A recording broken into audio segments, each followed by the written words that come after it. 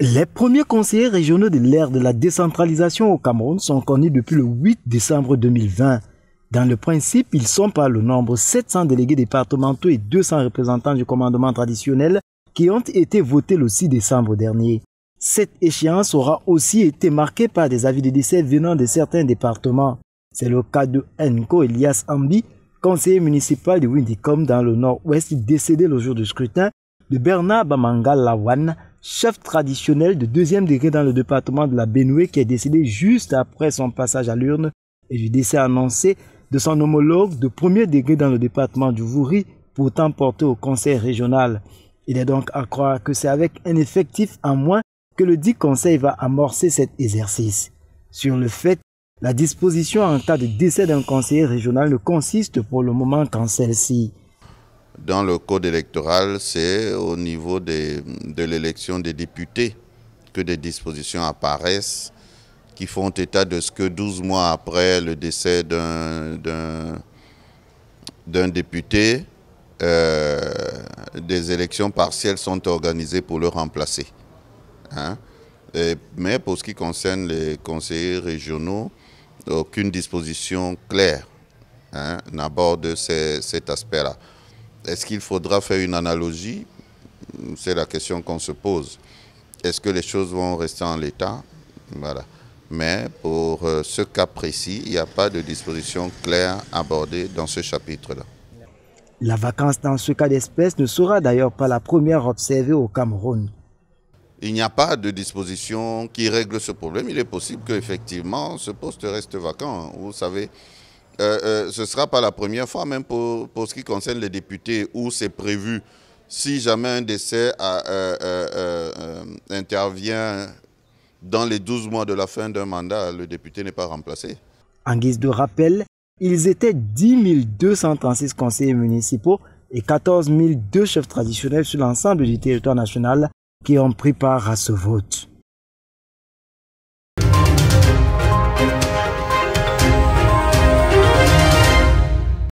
Comme un air de liberté, le leader du MRC se voit de nouveau libre de ses mouvements.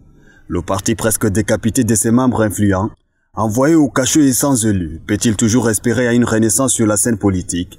La société civile reste néanmoins optimiste. Il a toujours été présent sur la scène politique. Nous avons toujours vu les publications, les communications et les activités du MRC se poursuivre et nous pensons que c'est ça un parti politique. La vie politique ne se limite pas, je continue à le dire, à des élus, surtout dans un contexte où on sait très bien que les élections ne sont pas libres et transparentes.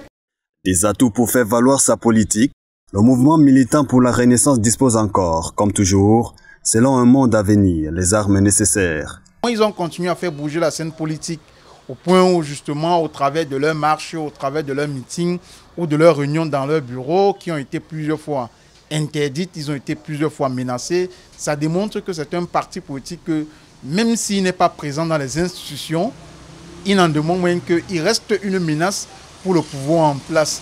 Comme lui, Loreda condamne d'abord ce qu'il appelle la séquestration de l'opposition et appelle à la révision des règles du jeu.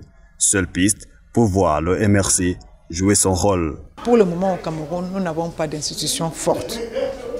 On a plutôt beaucoup d'hommes forts, mais nous n'avons pas d'institutions fortes. Nous devons travailler à ce que les institutions soient fortes au lieu d'avoir les hommes forts. Autre combat prioritaire, la libération des camarades politiques encore détenus, la reconstitution du parti, non sans dénoncer, comme par le passé. D'éduquer les populations, de les former, et c'est ce que nous attendons des politiques et des hommes politiques qui parfois ne sont qu'au contact des populations juste à la veille des échéances électorales. À travers la sortie du président du MRC, quelques heures après la levée du dispositif sécuritaire, Maurice Kamto laisse entendre que le combat politique continue. Seule la stratégie change.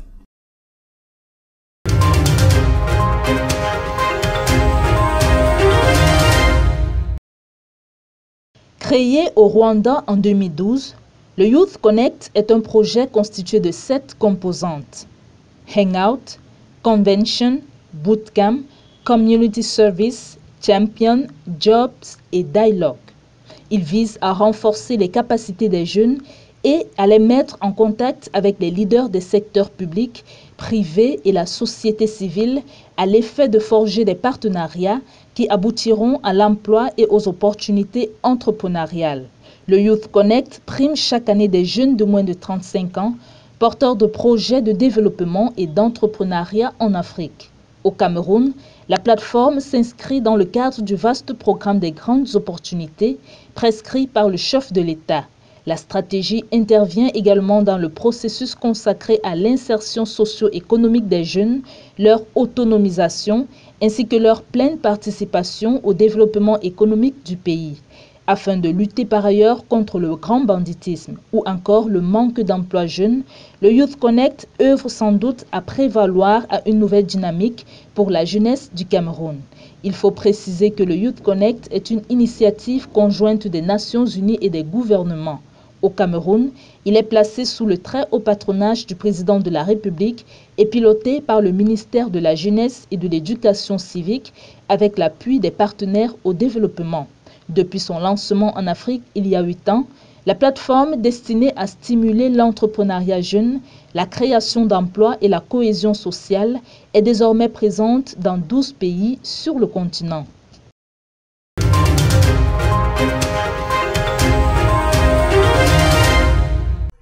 Après Yaoundé et Douala, ça a été le tour des ingénieurs techniciens supérieurs et techniciens du génie civil et génie rural du Septentrion de suivre une formation sur l'utilisation des approches IMO lors des différents travaux infrastructuraux. C'était au cours d'un atelier de formation présidé par le maire de la ville de Maroua. On a la 3e session. Au bout de ces 3 sessions de formation, un plan d'action sera donc élaboré pour pouvoir donc proposer de façon concrète et opérationnelle comment nous allons donc accompagner ces institutions de formation dans l'introduction de l'approche IMO dans leur curricula de formation. Selon les ingénieurs, l'utilisation des approches IMO représente des atouts qui feraient bénéficier le Cameroun dans plusieurs domaines. En utilisant les approches IMO, n'est-ce pas, nous créons massivement les emplois. Vous savez qu'on a un réel problème d'emploi au niveau de notre pays, au niveau des jeunes. Donc nous créons massivement les emplois et nous valorisons nos ressources naturelles, nos matériaux locaux, et ce qui permet aussi d'améliorer, n'est-ce pas, la balance commerciale. Donc nos ingénieurs doivent nourrir l'économie de notre pays. Une formation qui a permis aux participants de mieux comprendre ce que c'est que les approches IMO dans tout leur sens du terme. Je suis tellement satisfait parce que j'ai tellement eu d'autres connaissances. Il est bien vrai qu'on connaissait déjà l'approche IMO, mais on ne mesurait pas l'ampleur en réalité de l'impact que ça peut avoir sur la population lorsqu'on l'applique véritablement. Rappelons que c'est depuis 2014 que le gouvernement a signé un décret pour accompagner la mise en œuvre des approches IMO dans la réalisation des travaux publics au Cameroun.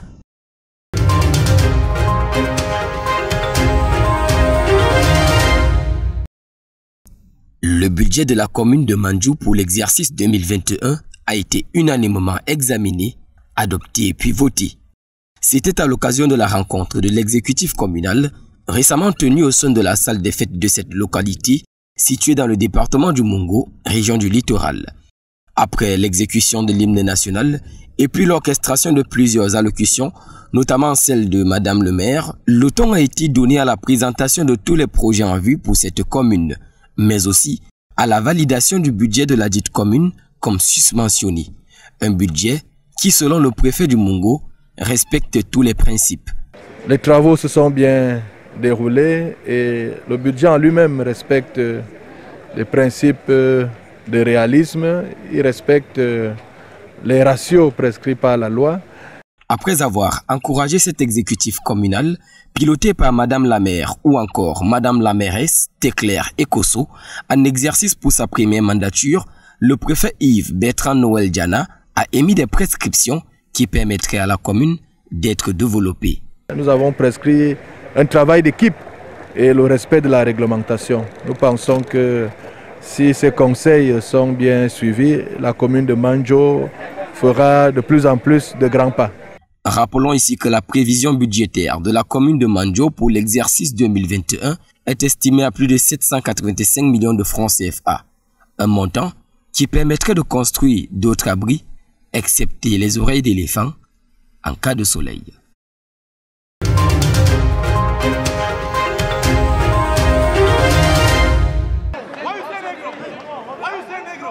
Jamais une rencontre de la Ligue des Champions n'avait été le théâtre d'un tel acte. La rencontre a dégénéré à la 14e minute lorsque des membres du staff turc excédés ont crié leur colère dans un stade à huis clos. Il a dit négro, ont-ils lancé en direction du 4e arbitre. Ce dernier venait de signaler à l'arbitre principal la réaction très véhémente à son goût de Pierre Achilwebo, membre camerounais de l'encadrement du Bazakir. Après une discussion arbitrale, la confusion est encore montée d'un cran quand le directeur du jeu a expulsé Achilwebo du banc de touche. Les joueurs ont commencé à s'agglutiner sur le bord du terrain, appelés notamment par l'attaquant remplaçant de Bazakir, Ndembamba, l'international sénégalais natif de la région parisienne très remonté. Un dialogue a commencé entre les joueurs, l'arbitre et les délégués de l'UEFA sans parvenir à l'issue. Neymar et Kylian Mbappé ont notamment été au centre des discussions. Quelques minutes plus tard, les joueurs ont pris la direction des vestiaires, suivis par les Parisiens. Le règlement de l'UEFA stipule que l'équipe qui refuse de jouer perd la rencontre sur tapis vert, en plus sanctionnée d'une amende de 232 000 €. Mais l'UEFA a finalement décidé que la rencontre reprend là où elle s'est arrêtée ce mercredi. Le racisme dans le football, beaucoup de joueurs l'ont suivi, ce fléau. Mario Balotelli, comme le Brésilien Tyson en Ukraine, le 10 novembre, pour cela expulsé ou rentré bel et bien au vestiaire à l'image du Néerlandais Ahmad Mendes Moreira le 17 novembre. Les joueurs noirs semblent avoir conclu qu'ils devraient eux-mêmes alerter sur l'ampleur du phénomène, de voir que les insultes racistes sont encore chose commune dans certains stades sans que les instances prennent des décisions radicales. L'arbitre auteur de l'acte sera suspendu pour quelque temps car c'est un combat politique qui dépasse le rectangle vert. Les tweets et autres réactions ne peuvent pas faire bouger les lignes. En dehors d'animer les débats télévisés, il y aura encore d'autres Achilwebo.